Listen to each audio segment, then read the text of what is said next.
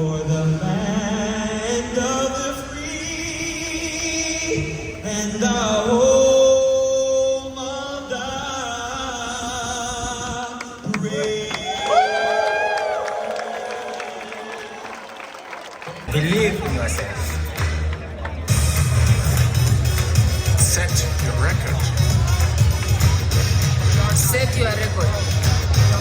And George Mueller. Let's get another one of the books, gentlemen.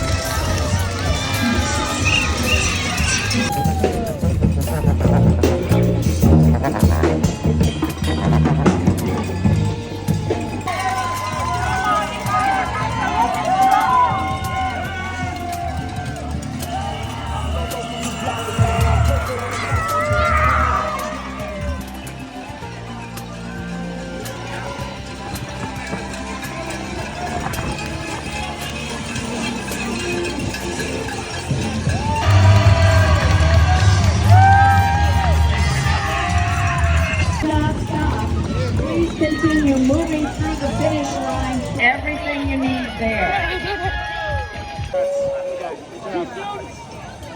Time for our race recap. We've got some questions, we've got our medals. Got some answers. So I will be asking James first about his race experience. We'll flip it round and then we have some questions that you've all sent in for us as well. So first up, James, how did you feel in the days leading up to the race? Because everyone appreciated your honesty last week in the episode when you said that you were pooping your pants. Oh, I said I was shitting my pants actually. You did I was say shitting that. myself. Yeah. You did say that. Yeah, when was that? That was Thursday I recorded that, so that was obviously quite in the moment. So to be honest, nothing changed in that respect. But as we go into the race debrief, I think that actually allowed me to execute what I needed to execute. So that was good. Did that change Friday to Saturday as the week progressed at all? No, I don't think so. I think Sunday was pretty much where we left it. Mm-hmm. What did you think? But I'm not something I was talking about. So the amount of times I had different people texting how you feeling, like, shut up, leave me alone. I learned not to ask anymore. You do ask all the time. What did you think of the expo? Did that change how you were feeling at all? It didn't change how I was feeling about myself or my own performance, no. Yeah, I mean, it sounds right, grumpy girl get here. But the expo was good when we got there, but after a few minutes it was just an expo, wasn't it? That's what it is. And then how are you feeling on the morning of the race? Talk us through your pre-race routine and what you did and how that may have helped. Well, we've ran big races before, and we've spoke to different people that have done Chicago before. We've done quite a good few things leading up to it, like I think on the Friday walking the last half a mile of the course to understand that was good. We understood where the start was. We were staying at a hotel, which made it very convenient. We knew where baggage was, so there was no unexpected things that should really be able to happen in the morning.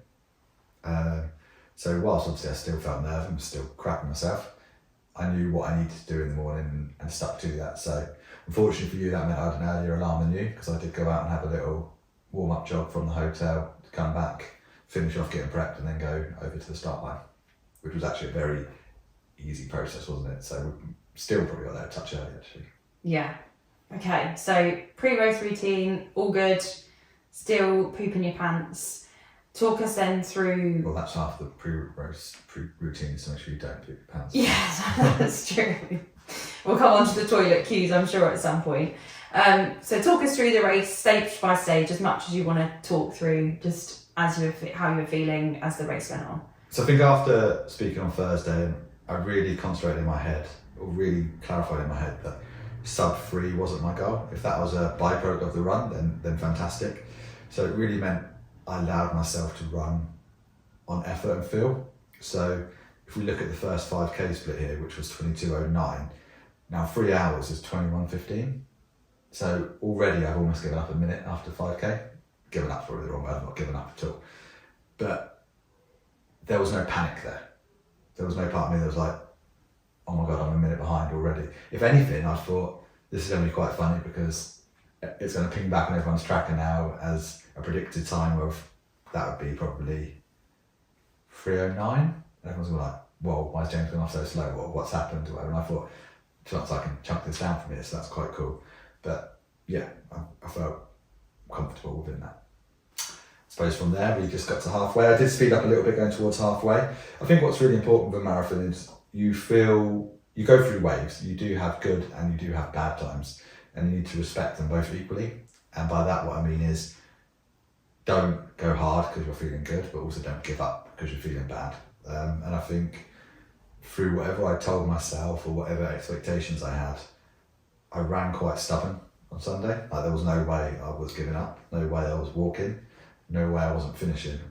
However, I did feel like it many times during the race. We went through halfway in 1:30, which is 7-minute mile in exactly.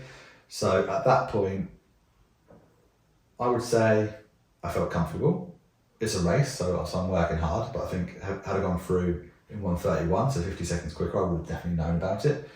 I don't think I would have wanted or needed to go through any slower. That was fine, but I still felt at that point that had I wanted to, had I the desire, that sub 3 was still on. That doesn't mean that I didn't want it, by the way. And actually, sort of by mile 15, 16, I did kind of have the urges a few times, like, let's go now, let's go. And I kind of held myself back and thought, not yet, just keep your way going. And I did bring the pace down slightly. So actually, I think if you look at the tracker, sort of 25k was my fastest 5k split. And yeah, I basically held 7-minute mile until just past 30, 32k, 20 miles. This is where it got harder, and on the tracker it looks like I fell off a cliff from 20 miles, but I didn't. I just dropped to 7:10 for the next 5k, which at that point I remember telling myself, if you run 7:10 for the last 6 miles, you're still going to run essentially an even split. So I was like, that's cool, we'll be happy with that. The last 3 miles were not, they were 7:40s, but whilst that is slow when I was running, I definitely didn't hit a wall, so the fueling was correct. I was just generally a bit fatigued by that point. But I was also quite content in my performance at that point, that let's just take a mile at a time, let's just keep moving. And actually, I ran marathons where falling off the pace is a lot slower than 7:40s, and I never felt like I needed to walk. I was managing the sort of twinges and the sparks of cramp starting to come in. In fact, even my arm cramped.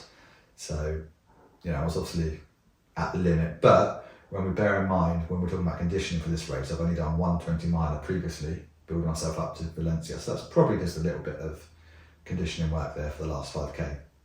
But interestingly, Katie said she looked at the tracker, when she shouldn't have been looking at it while she was racing, and you automatically thought that I'd be disappointed because I'd fallen off the pace. But as much as it looks like I've fallen off the pace, I think I knew in the last 5k, like, I was done. I was finishing at that point, I wasn't walking, and that was the race done. And whilst 3:07.26 isn't a time you think I might be proud of, like when I look at the bigger picture, I've got the monkey off my back, I've put a bloody mark on the board, and I finished the marathon. So yeah, I'm really happy with that. And whilst, if I'm going to look at it, what could I improve on? I think my conditioning and my strength could have been a little bit better, but when we look at where I am in relation to my goals, that goes without saying. I think that's normal. That's fine. So yes, I could have been a bit stronger in the last 5k. I was not necessarily mentally strong, I was mentally stubborn, which I think is something I could take into future races. And I got the fueling right. There was no element of that, which is a really good sign, which is a big learning curve. And I think a big thing around how times versus anecdotal chats is so different because when I had only set up James and I on the tracker because the week previously when we were doing the Ironman, I'd set up loads of people on the tracker, and every couple of minutes when people were going through various checkpoints, I was getting so many notifications, and I was mindful that I didn't want all of those notifications from people, so I set up everyone on the tracker once I'd finished, find out how everyone was getting on. But your time came up that you'd gone through halfway in 1:31, and I thought, okay, well maybe he is just trying to go for an aggressive second half. And then when I didn't check again until maybe you'd gone through 35k and it had dropped to a predictive time of 3:05, and I just thought, okay, I personally thought that something had gone wrong, and that's why it's so important to actually understand how the runner is feeling. And you text me afterwards, and when I got my phone out at the end, you text me saying I finished a effing marathon, and I knew straight away that you were happy, and I couldn't have been happier that it was more about for you the execution of the race rather than the actual finish time. Yeah, I think because I got rid of that 3 hour barrier, and if you look at the race there, other than my thoughts are halfway, it's still in reach, I never really, maybe if I thought I needed to get free and I was a minute behind at 5k and I'm starting to feel like I'm chasing or starting to feel like I'm failing, that would have hurt the mind. But then, because that wasn't there. Yeah, you mentioned there that you feel like you got the fueling right. What was your strategy and how did that go? We started carb loading about a week before. We did. No, not really. I probably eat quite a high carb diet anyway, so that's not really an issue, but we definitely paid attention to it from Thursday, Friday, Saturday. I think I've got my pre-race down now. I know what I'm doing, but even to the point where we didn't think you could take water into the start, which appeared would have been absolutely fine. There was supposed to be water, which I couldn't find.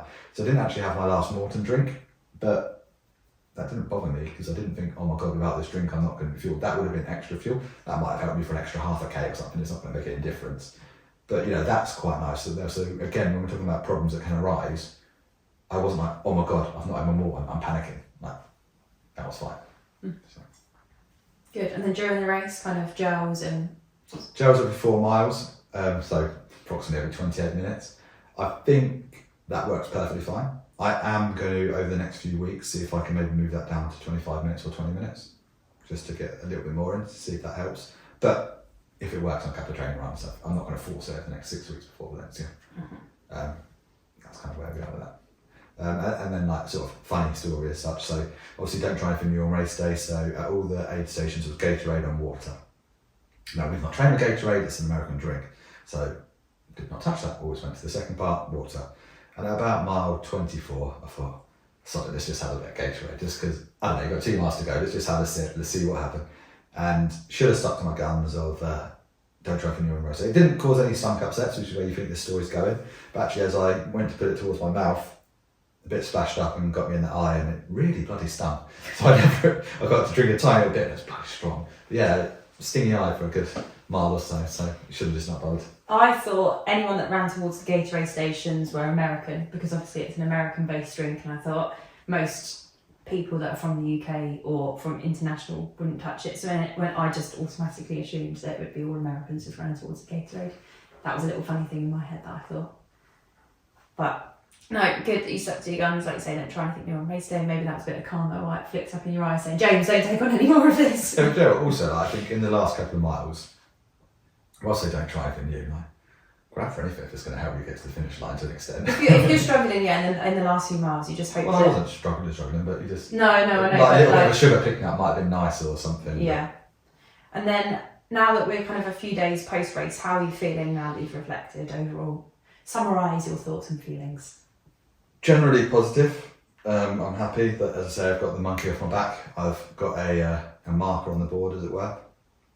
Obviously, I know there's still a hell of a lot more to come from me, and marathons owe me nothing, as I said earlier in the podcast, but I am a better runner than 3:07. Obviously, I'm not right now, but I am capable, and I know I can do that. But actually, I suppose my initial thought at the start of the year was get a sensible run in Chicago, then go ham in Valencia. And I don't think I need to do that. And I'm also not at the point where I'm like, I do Valencia and I'm not bothered with another marathon. I'm prepared to do another one again. Not in such quick turnaround. So actually it's about, as I tell my athletes, it's just about taking the steps again now. So I just need to work my way down to where I believe I should be. So that's where I'm at.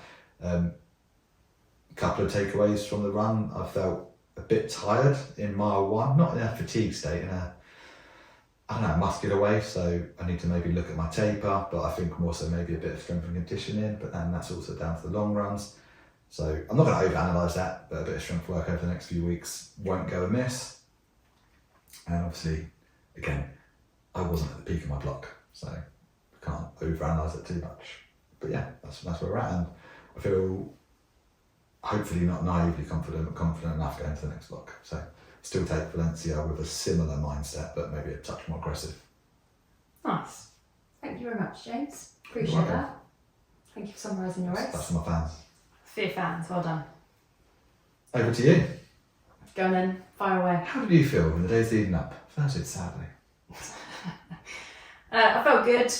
I renewed. So actually, if we go back to this, on the podcast, you spoke about your leg in the previous few months, but actually after the podcast, doing training and stuff, there was no problems, was there?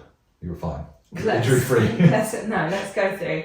So as we know, the training block was a bit of a roller coaster. It was quite turbulent. But on the week of the race, what I tried to do was I tried to just be as positive as I could, because there was nothing else that I could really do on race week to change Sunday. You can only do anything in your race which is more likely to have a negative outcome.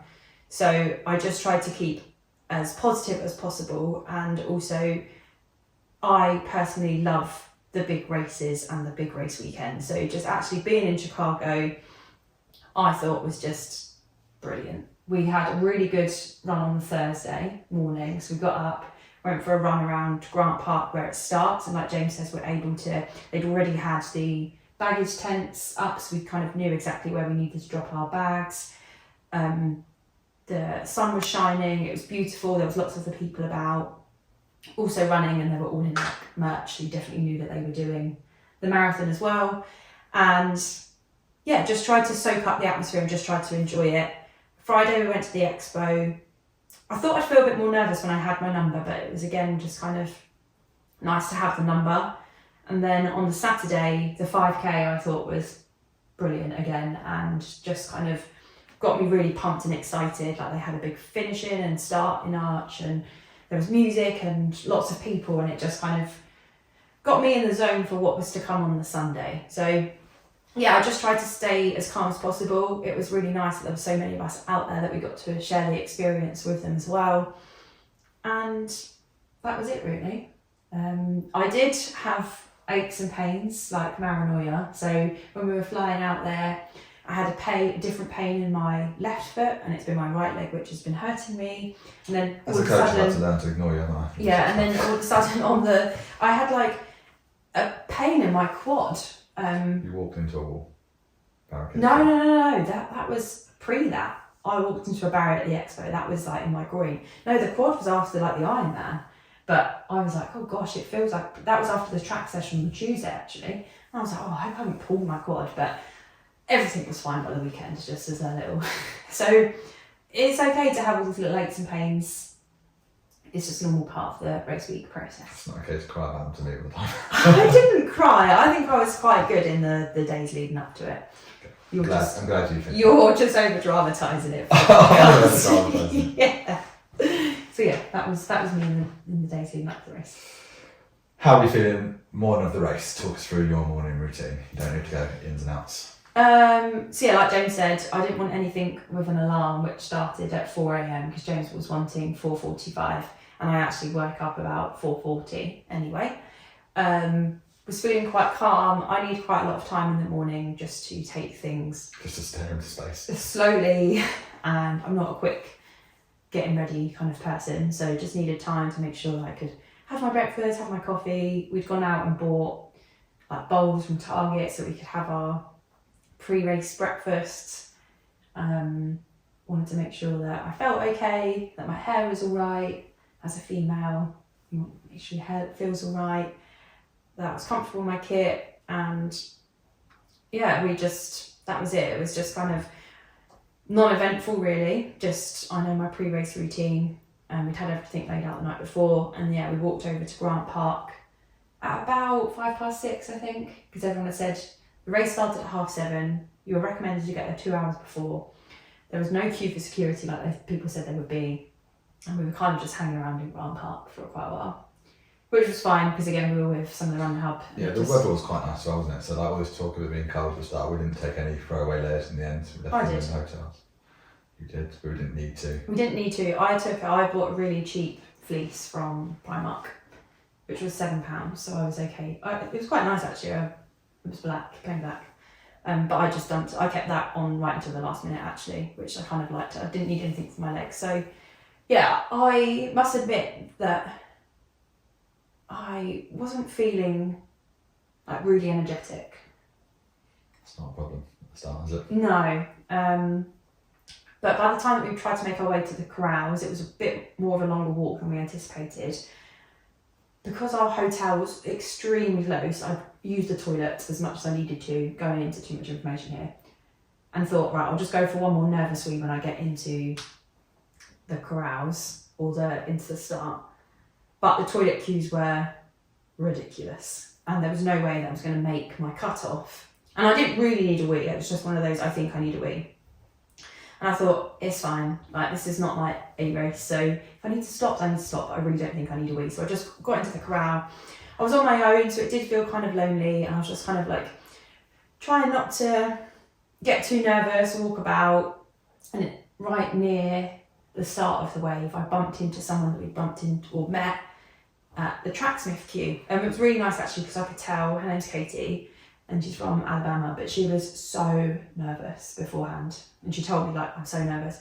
And we were then just chatting, and I think I helped, not to big myself up here, but I feel like I helped her settle her nerves, because I didn't obviously have the nerves that she had. And yeah, actually just being with someone and talking to someone also helped me to calm down. And yeah, wished her a good race, and off we went and started. Off we go. Good. So where did you go from there? Obviously straight in front of you under the bridge. Yeah, so thinking back on the race now, it's kind of like a blur in some respects because things kind of merge. But I remember starting off quite quickly into the race under that big tunnel. Or was it the second? Is there two? One or two? Do you go under two? One. Not under the first bridge, but there's like another bit. Yeah, there's a tunnel. And so in that tunnel, I saw Mary from This Messy Happy. And it was nice to see a familiar face. And I was just trying to settle in, being very aware that everyone around me would probably be going for like sub 3:30. So I tried not to get caught up and swept up. Knowing that the signal was going to be off, tried to kind of keep calm and not go up too fast. But then trying to work out, I was definitely going faster than I had thought. I told myself that I was going to go. But just I was like, I feel good, it's fine, just kind of run to feel. And then I was using the strategy of 10 minutes running, 2 minutes easy. But then a lot of other people had said that they were going to auto-lap their watch for every mile. Now I went through, so my first mile ticked over before the first mile marker. So when I reached, I was about 20 seconds behind, or ahead, should I say. And then when I got to the first mile marker, I clicked my watch. Really stupidly, that then set off the 2 minutes recovery of the workout that I'd set up. So I was like, okay, well I can't be auto-lapping, so that's fine. So that made me laugh. And went through 5... What made you think of auto-lapping, and what made you want to auto-lap? Because of like the signal. But what were you going to achieve from it? Understanding where I was. Oh, just to try and get the signal back in place, maybe. Because it's important, because when people talk about auto-lapping and that, because actually what is the reason? Because, you know, you're not going to have dead 20 seconds every mile either. Yeah, so then it was just then to recalibrate, hopefully. But I think in that first bit is where I lost I recorded 0.5 miles extra. Yeah. I didn't run 0.5 miles extra. I did auto-lap twice on the run, which I think was about 10k and about 30k, just to bring it back in line. So I knew like it was gradually getting further and further away from a mile. Once it gets to 10-15 seconds, I can just restart that again. Yeah. So I thought, okay, well, we can't do that. So that's No, of course okay. not. I mean, that should be common knowledge, don't you? So first 5k, 26:55, and I was trying to work out in my head what that was in terms of minute per mile, because what we also have to appreciate here is that I'm running for 10 minutes and then going easy for 2 minutes. But I must admit, at the start of the race, those 2 minutes weren't very much easier than the 10 minutes because they didn't need to be at this stage. So yeah, first 5k, 26:55, and I thought, oh, maybe I'm going a bit too quick here. So tried to settle down a little bit in the next 5k. That went ticked by at 26:58. From the first few miles, like from the first 10k, I remember just thinking like, yeah, 10k banked, you're feeling good. Let's crack on. The crowds were amazing. The support was just, the noise was just incredible. Yeah, just thinking like, yeah, feeling all right. Let's just keep going. Then somehow I must have upped it a little bit because by 15k I'd then gone down to 26:11. I did by 40 seconds. Yeah. And I do remember at this point, by about 15k, I was feeling good. You know, I was feeling like really strong. I felt like I'd warmed up and I was like, yeah, I feel great. Like this is good. But also just reminding myself, like, try to calm down. I remember the 10-minute blocks on my watch, the pace for those laps were seeming like they were increasing, and I felt good for that. But just being very mindful. Went through halfway in 1:52 dead. Halfway, the support was amazing. We'd come back into downtown Chicago, and so kind of the atmosphere picked up. Was feeling all right still by halfway because I was worried that at mile 10 I was like, I don't know, you're always very conscious of when you get to halfway. As coaches, we always tell people you want to get to halfway still feeling like okay, knowing that you've got another half to go. And I was like, I hope I'm not burning myself out too quickly. Also being very conscious that the last long run that I had done was only 14 miles. So I was like, okay, we'll just calm down here. But then once I'd got past 14 miles, it was like, okay, well, no, you're still feeling all right, so keep going. Saw Spencer at mile 15, which was a huge boost, knowing that, you know, it was nice to see someone out on the course. That's something that I do miss about not running if you run something like London, because you're more likely going to see people quite a lot on the course. And we just didn't have anyone there supporting us apart from Spencer.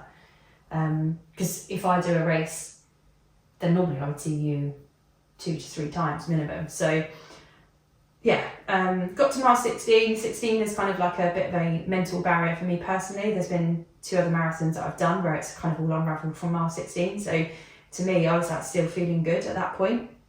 And yeah, so from halfway to 25k, my pace had dropped to 8:18. And yeah, I do remember at this point, like, I was like, oh, do I push it or do I not? But these 10 and 2 minutes were really, really helping me kind of be able to push in that 10 minutes and have the 2 minutes jog recovery. I just kind of kept going. I'm still feeling really good, what's happening. And then, yeah, I must have got to about 16 miles, and in my head, I thought, okay, where am I at overall time? And if I was to run 10 miles, trying to split that down minute per mile is quite easy maths. So I was like, oh, maybe I can, I was like, oh, well, I'm on sub 3:45, and I was like, can I break 3:40 potentially? Let's see how we get on. And yeah, just kept kind of getting faster, ticking over. I remember that from mile 20, things started to get a little bit challenging, and all I put that down to is like the lack of long runs that I missed out on in the peak, and just knew I had to just try to take it mile per mile at this stage. Things then started to get like the hardest from mile 23 to 26. That's kind of always where I find the hardest, but I was like, you're in a marathon, Katie, like just head down and keep focused. I would say that I really enjoyed, I was like embracing the crowd and the race for 20 miles, and then for the last 10k it was just kind of like head down and focus.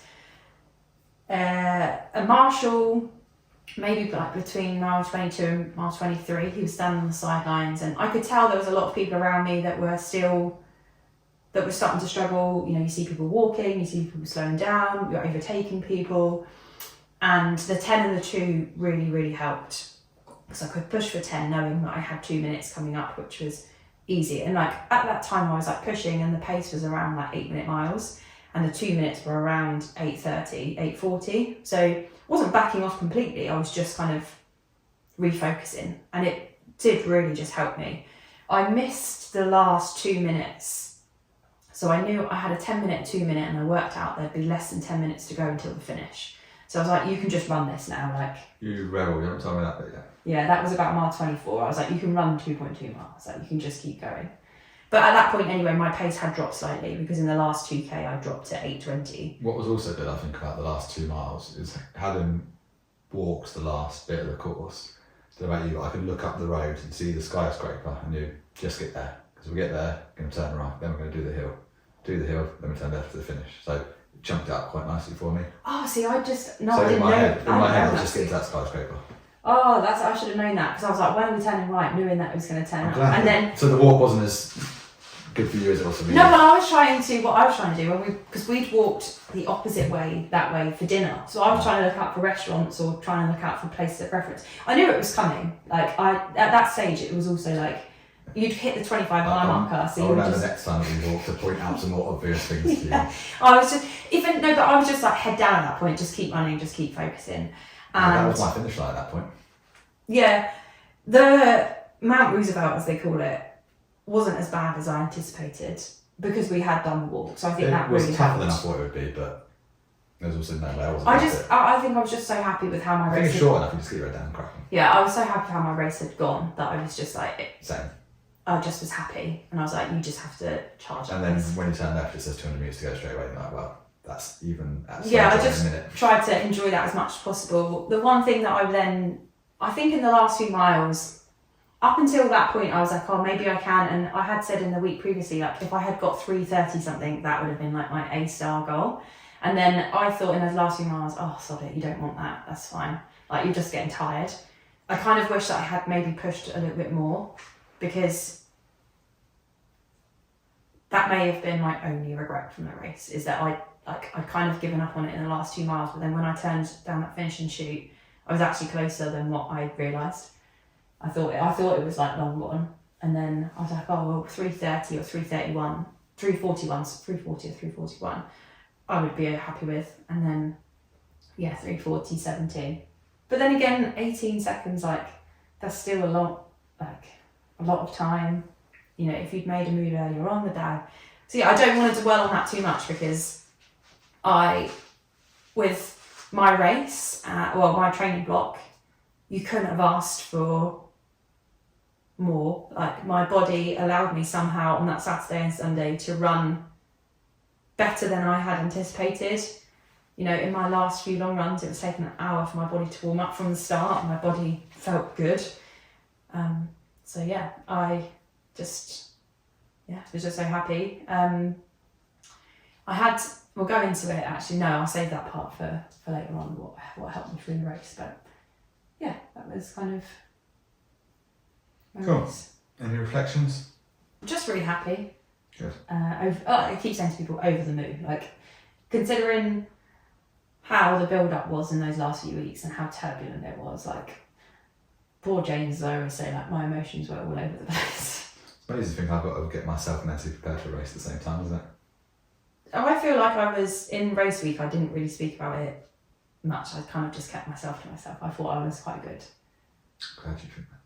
Don't say that, because genuinely I was. Like, you can... Okay. I don't... Because this is being recorded I as know it well. is, I'm just okay. No, I was good. Right, question time. Question From time. our community and fans. Yeah. Do you feel the majors keep getting more crowded? No. Basically, I don't think Chicago was overly busy. I felt I got a good run out the whole way. I felt the start was very, very organised. We had lots of time, the bags were easy. Toilet queues were busy, but that's always going to be a cute moment. Yeah, I mean, I'd say if anything, the people trying to run across the road is more of an issue than people on the course. Yeah, so Sunday was like a world record for the amount of people that had run Chicago before. It was over 50,000 people. But I cannot believe how many people ran in front of me. And one of the things that annoyed me the most was that a mum with a small toddler ran right in front of me. I was letting other people go and doing what they needed to do. Like, fine, if you're going to get hit, you're going to get hit. That's your problem. But if you choose to run with your child, I literally said to that woman, like, are you serious? Like, you've got a child. I literally said that to her, like, what an idiot. So, personally, no, I don't think the majors are getting more crowded, but I also think that you and I are talking from a space of privilege in the sense that we are always, or most likely, going to be in higher pay. Well, I think it's not about a place of privilege. We can only talk from our perspective. Yeah, I think for people, Like when we watched London this year, I would say London seemed busy, but London seemed busy from 2:30. I think if you're running 4+ hours, that's where it's at. Between 4 and 5 hours, that's where it's going to be the busiest because that's the average time for the marathon. So I think for us, yeah, it wasn't too crowded. But also, actually, when I look at my pictures, there's a lot more people around me than I realised. Like finishing, but no, like it was still very runnable race. Yeah, I also think as well that the water stations were so much better organised than what we'd done previously in Berlin. I would have wished though that every now and again they swapped around water and Gatorade. Oh, I think that helped having Gatorade, knowing that Gatorade was coming first and water second. It prepared, if anything, But it again, prepared me. And like when you got to the gel, it was very clear. Morton on the left, caffeine and on the right. Although there was one marshal which I thought, well, there's enough signs to see it, but she was shouting, without caffeine. It's like, if you just don't mention the word caffeine, no one's going to listen and go your way. Gels. Why are you saying that? You're confusing more problem, but Normal gel. yeah. Okay, next one. What are your mantras you tell yourself when it starts to get hard? Did you use anything for this race? So I'll start with this because I know your story. So I didn't have any mantras as such, but as I did say earlier, I did have a stubbornness that I was going through. So whilst that's not a mantra or I wasn't particularly telling myself, I suppose that's kind of the underlying message of feeling with that. I'm getting emotional already.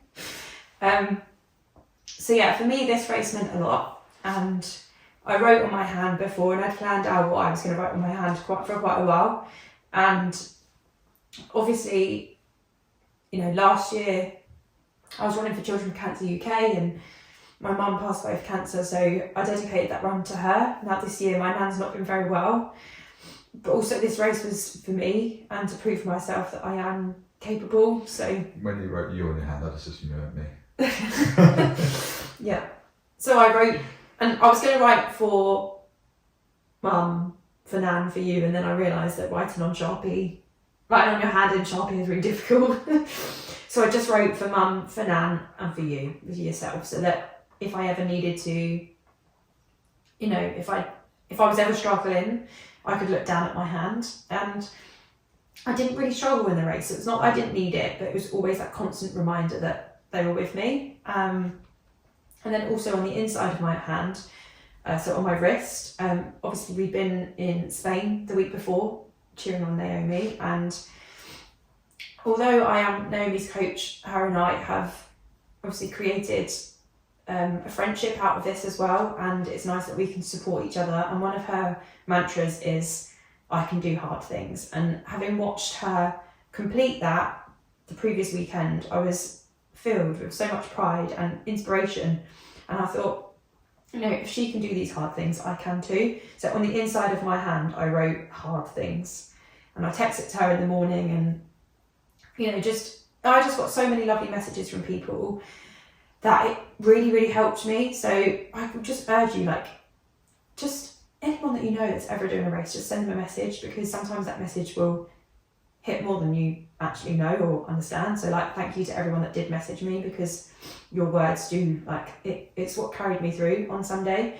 And so especially in that last, you know, at the start of the race I was looking at the front of my hand, when I was getting to the back of the race I was looking on the inside of my hand, knowing that, you know, when it started to get tough I was like, I can do hard things, come on, like, you can push for 10 minutes, it's fine. As well, Naomi was texting me pretty much after every time in that.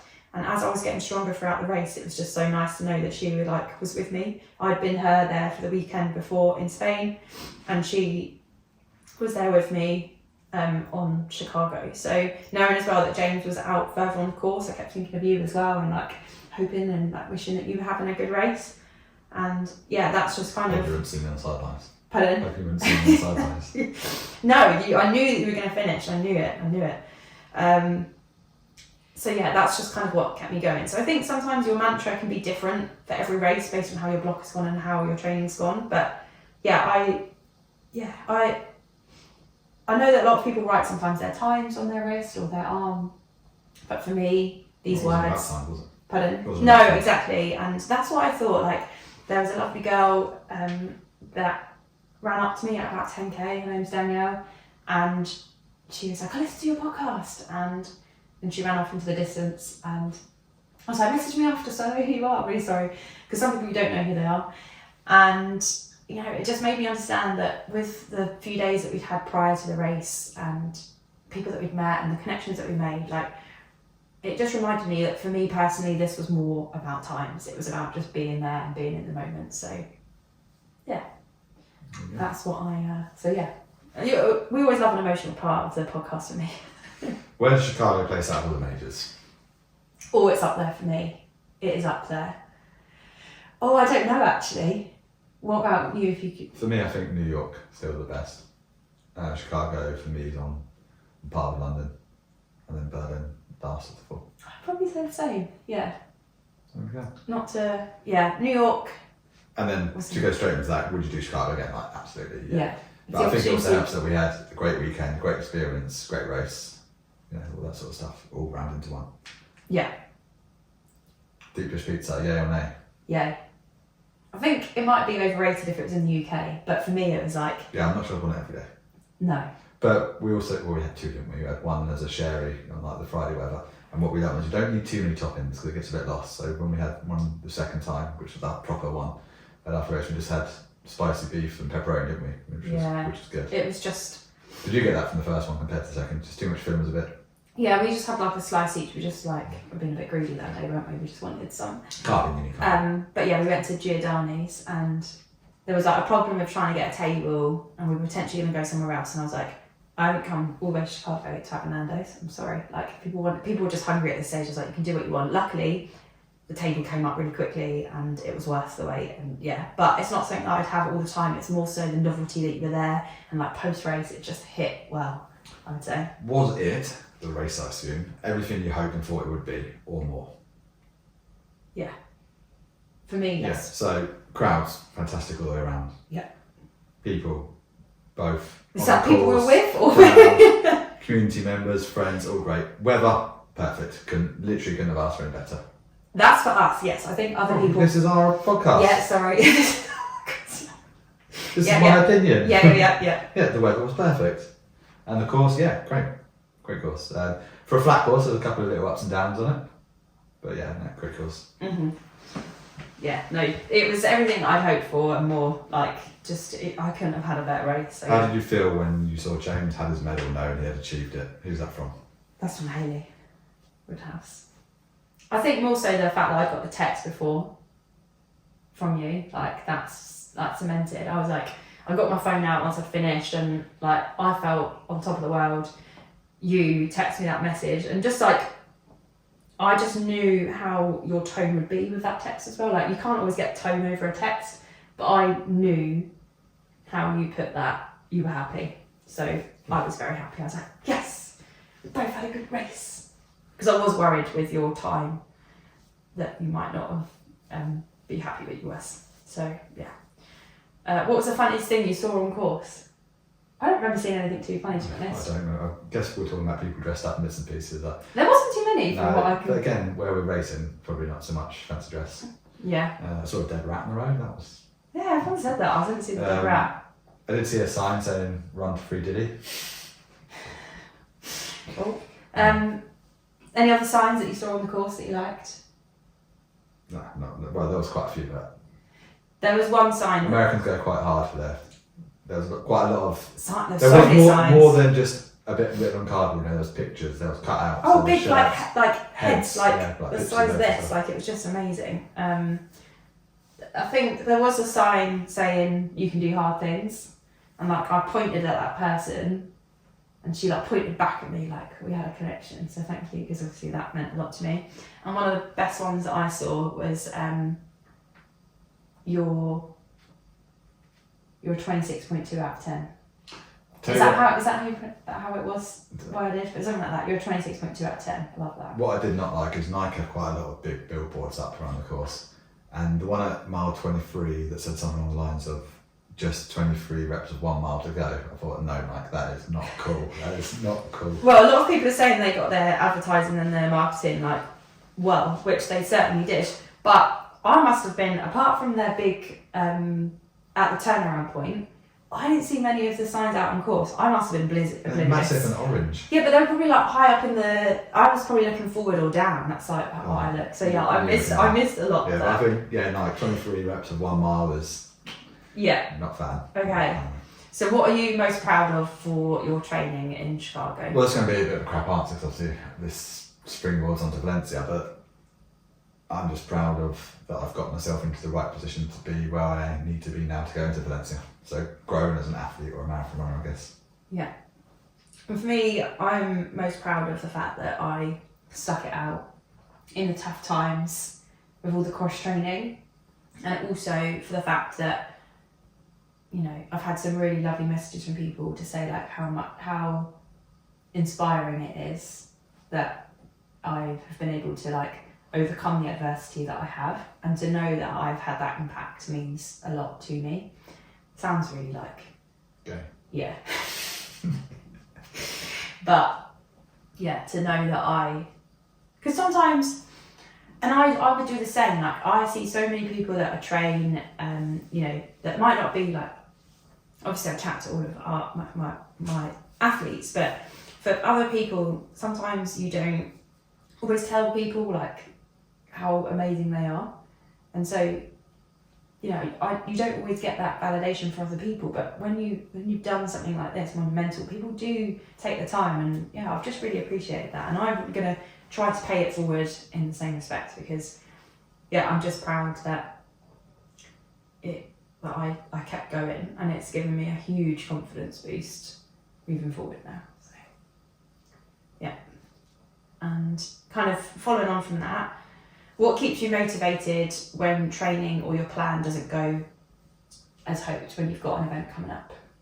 Well, hard truth. Training and your plan will not go as you hope it will. 9 times out of 10. So don't dwell on it. Don't use that as an excuse to miss runs and have bad runs and be like, oh, it's okay. Like, obviously you still need to try and achieve, but as we say over and over again, like, you can't cheat patience, consistency and discipline, and that needs to inspire you alone, and to just keep showing up. Yeah, and I was reminded. Don't take the rough, don't take the bad sessions as your indicator, as much as don't take one good session as meaning you're great.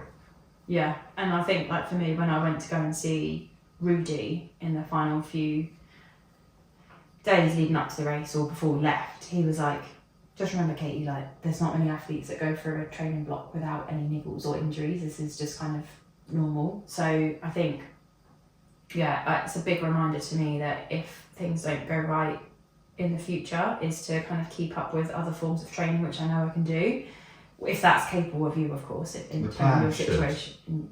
Always be moving.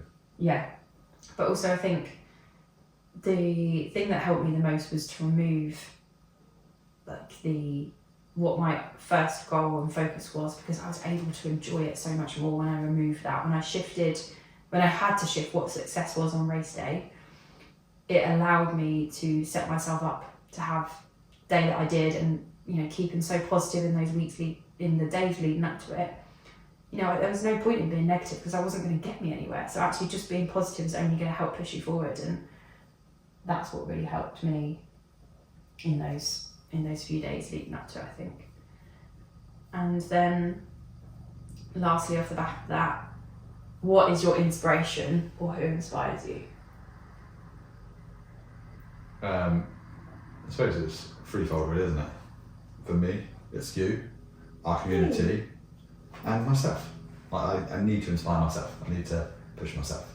That sounds selfish, but ultimately, if this is a one-player sport, like, we have to be selfish. But I think as well, with your inspiration or what you take inspiration from, that is dynamic and that will change a lot. Like Of course, yeah. you're going to have certain people that you look up to or help inspire you, and if anything, the inspiration should come from your small circle that surrounds you, your support network. But what you take inspiration from is going to be different, and I had to really lean on that and apply that for myself in these last few weeks. And you know, for me, if anything, I wanted to do you proud, which I knew I would if I just showed up and did my best. I knew that regardless. Yeah, and I guess my inspiration is other people around me, and also just inspiring to be a better coach, a better athlete every single day, and just learn and grow. And yeah, I'm probably talking about this now so positively because we had such a positive race. So I just need to, I think taking inspiration from other people doing other things is the best that you can do, and not compare yourself to other people, but understand everyone's journey individually. Because as much as we post about the highs and lows, like if you're listening to this one and only podcast, it might seem that everything went great, but if you listen back to the last 12 podcasts, in the attempt of me running a marathon in the past 6-7 years, it's not been great. So you have to take the highs and the lows and use inspiration to propel you forward. So I think that's a nice way to round it out. yeah, wrapping up 26.2 miles complete. Job done, James. Boom. Well done us.